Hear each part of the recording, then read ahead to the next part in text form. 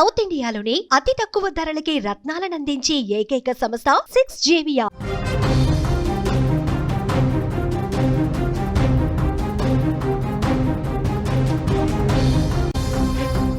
భారీ వరదను తట్టుకుని పోచారం ప్రాజెక్టు నిలబడింది.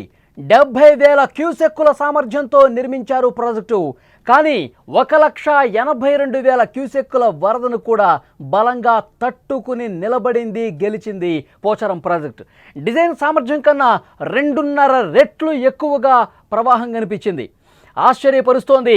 100 ఏళ్ల క్రితం నాటి ఇంజనీరింగ్ నైపుణ్యం భవిష్యత్తులో కూడా వరదలను తట్టుకునే శక్తి ఉందని రుజువైంది.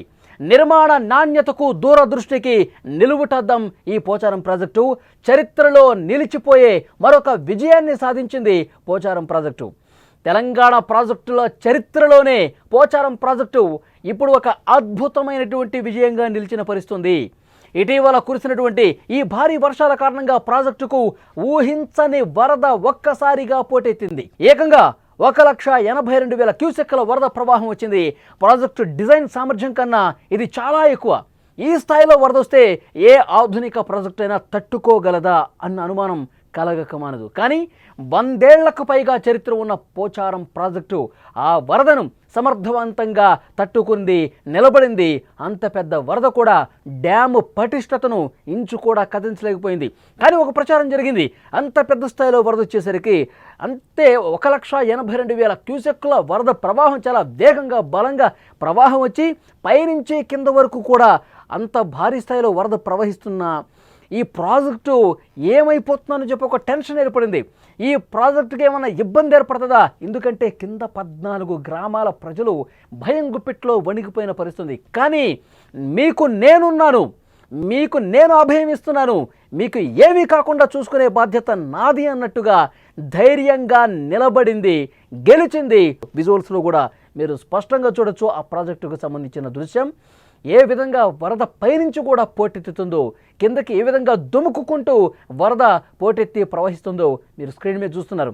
దాన్ని కూడా తట్టుకొని నిలబడింది. యాక్చువల్గా ఈ ప్రాజెక్ట్ నిర్మించింది కేవలం 70,000 క్యూసెక్కుల వరద సామర్థ్యంతో దీన్ని నిర్మించినా ఇప్పుడు రెండింతలంటే రెట్టింపు అంటే 1,40,000. కానీ ఇక్కడ పారింది 1,82,000 క్యూసెక్కుల వరద ప్రవాహం పోటెత్తినా సరే ఈ ప్రాజెక్ట్ని వణికించలేకపోయింది.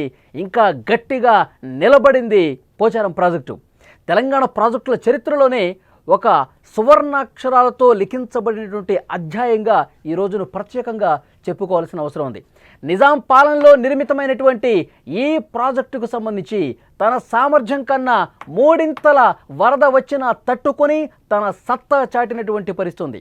కేవలం ఒక కట్టడం కాదు, 100 ఏళ్లకు పైగా లక్షలాది ప్రజలకు జీవనాధారంగా నిలిచింది ఈ ప్రాజెక్టు. నిజాం కాలం నాటి నిర్మాణ పటిష్టతకు, ఇంజనీరింగ్ నైపుణ్యానికి నిలువెత్తు నిదర్శనంగా ఈ పోచారం ప్రాజెక్టు నిలబడింది. ఆధునిక సాంకేతికత అందుబాటులో లేని ఆ రోజుల్లోనే భవిష్యత్తు తరాలను దృష్టిలో పెట్టుకొని, భవిష్యత్తు అవసరాలను దృష్టిలో పెట్టుకొని, భవిష్యత్తులో వచ్చే ఇలాంటి ఉప్పెన్లను దృష్టిలో పెట్టుకొని కూడా ఇంత అద్భుతంగా కట్టడం అనేది నిజంగా అభినందించదగ్గ విషయం. కామారెడ్డి జిల్లాలోని నాగిరెడ్డిపేట మండలంలో ఉన్న పోచారం ప్రాజెక్టు కేవలం 70,000 క్యూసెక్కుల వరద తట్టుకునే విధంగా నిర్మించారు.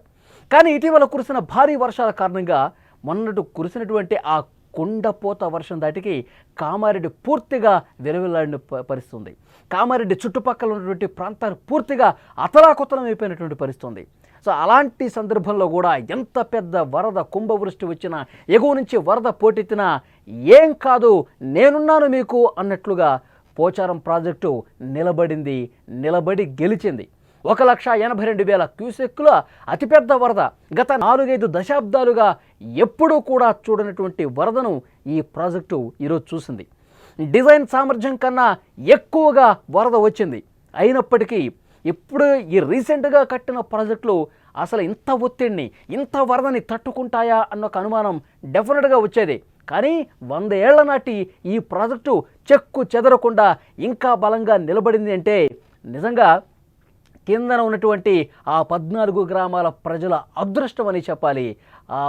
వాళ్ళు చేసుకున్నటువంటి పుణ్యఫలం ఈరోజు పోచారం ప్రాజెక్టుకి ఏమీ కాకుండా ఇంకా వాళ్ళని కాపాడుతూ గట్టిగా నిలబడిందంటే చాలా గొప్ప విషయంగా చెప్పాలి. ఈ సంఘటన భవిష్యత్తులో కూడా ఎలాంటి వరదనైనా తట్టుకునే శక్తి ఈ ప్రాజెక్టుకు ఉంది అని చెప్పి మరొకసారి నిరూపించింది. తెలంగాణ తొలి ప్రాజెక్టుగా చరిత్రకెక్కాడు పోచారం. ఉమ్మడి నిజామాబాద్ జిల్లా, ప్రస్తుతం కామారెడ్డి జిల్లాగా ఉన్న మంచిప్ప చెరువుపై నాగిరెడ్డిపేట మండలం పోచారం గ్రామంలో 1917లో నిజాం ప్రభుత్వం ఈ ప్రాజెక్టుకు శంకుస్థాపన చేసింది. కామారెడ్డి జిల్లాలోని నాగిరెడ్డిపేట, ఎల్లారెడ్డి మండలాలు, మెదక్ జిల్లాలోని మెదక్ మండలాల నీటి అవసరాలు తీర్చేందుకు 27.1 లక్షల వ్యయంతో 2.423 టీఎంసీల సామర్థ్యంతో దీని నిర్మాణం జరిగింది. ఈ ప్రాజెక్టు నిర్మాణం 1922లో పూర్తయింది. గత 103 ఏళ్లుగా నిజామాబాద్, మెదక్ జిల్లాల ప్రజల సాగు, తాగునీటి అవసరాలను ఈ ప్రాజెక్టు తీరుస్తూనే ఉంది. నిజాం ప్రభుత్వం సున్నపురాయితో నిర్మించిన ఈ ప్రాజెక్టు నిర్మాణ శైలి ఈనాటికి ఆకట్టుకుంటూనే ఉంటుంది. ప్రాజెక్టు పొడవు 1.7 కిలోమీటర్లు. మంచిప్ప వాగుపై 21 అడుగుల ఎత్తైన కట్టను నిర్మించారు.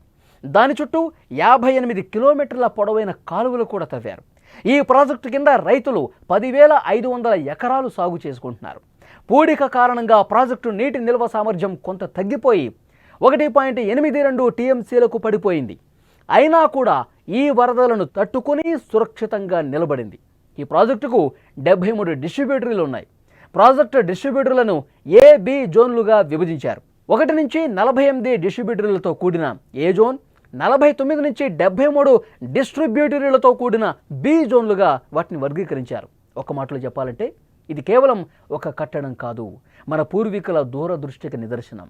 భవిష్యత్తులో కూడా ఎలాంటి వరదనైనా తట్టుకునే సత్తా ఈ ప్రాజెక్టుకు ఉంది అని మరొకసారి ఇవాళ వచ్చినటువంటి ఈ వరదలు రుజువు చేసిన పరిస్థితి. చాలా బాగా ఎంత వరద వచ్చినా సరే నేను తట్టుకుంటాను అని చెప్పి నిరూపించింది పోచారం ప్రాజెక్టు. కానీ వచ్చినటువంటి ఆ వరదను చూసి అక్కడ ఉన్న స్థానికులు, అక్కడ ఉన్న గ్రామాల ప్రజలు కూడా భయంతో వణికిపోయారు. ఈ వరద తగ్గితే బాగుండు, ఈ ఒక్క రాత్రి గడిస్తే బాగుండు అని చెప్పి అందరూ కూడా దేవుళ్లను మొక్కున్న పరిస్థితుంది. ఎందుకంటే అంత ప్రమాదకరంగా పోచారం ప్రాజెక్టు మీద ఆ వరద దుమ్ముకుంటూ ముందుకు కదులుతున్న పరిస్థితుంది. ప్రాజెక్టు పూర్తిగా మునిగిపోయింది. ఒక్కసారి మీరు స్క్రీన్ మీద చూస్తూ ఉంటే పోచారం ప్రాజెక్టుకు సంబంధించి దృశ్యం, అతిపెద్ద వరద వచ్చినటువంటి ఆ పరిస్థితిని, ఆ సంఘటన ఒక్కసారి చూసుకుంటే అక్కడ స్థానిక ప్రజలు ఇప్పటికెప్పుడు ఈ వర్షాలు ఆగిపోతే బాగుండు, ఈ వరద ప్రవాహం తగ్గిపోతే బాగుండు అని చెప్పి కోరుకున్నారు. ఎందుకంటే కామారెడ్డి అక్కడ పూర్తిగా మునిగిపోయింది. చెరువుల్లో ఉన్నటువంటి ఇళ్ళు ఉన్న పరిస్థితుంది. అందరూ మేడల మీదకి ఎక్కి సాయం కోసం అర్థించినటువంటి పరిస్థితుంది. సో అలాంటి పరిస్థితుల్లో అక్కడ పోచారం ప్రాజెక్టు దగ్గర దృశ్యాలు చూసిన వాళ్ళందరూ కూడా చాలా భయపడిపోయారు. కానీ ఆ ప్రాజెక్టు 100 ఏళ్ళైనప్పటికీ కూడా 1922లో ప్రాజెక్టు కట్టినప్పటికి కూడా ఇప్పటికీ 100 ఏళ్ళు దాటిపోయినా సరే ఆ ప్రాజెక్టు ఎంత వరద వచ్చినా సరే తట్టుకొని నిలబడిందంటే ఆ ప్రాజెక్టు ఆ నిర్మాణం చేసినటువంటి అప్పట్లోనే భవిష్యత్తు అవసరాలను దృష్టిలో పెట్టుకుని, భవిష్యత్తు తరాలను ఉద్దేశించి చాలా గట్టిగా, మన్నికగా ఆ రోజుల్లోనే నిర్మించారు. ఇది ఇప్పుడు ఎంత వరద వచ్చినా సరే తట్టుకుంటుంది, ప్రజలను కాపాడుతుంది. భవిష్యత్తులో కూడా ఇప్పుడు 1,82,000 కాదు, 2 లక్షల క్యూసెక్కులు వచ్చినా నాకేమీ కాదు, నేను తట్టుకుంటాను, మిమ్మల్ని కాపాడుతాను అని ధైర్యంగా నిలబడ్డట్టుగా మనకు కనిపిస్తోంది ఈ ప్రాజెక్టును చూస్తుంటే.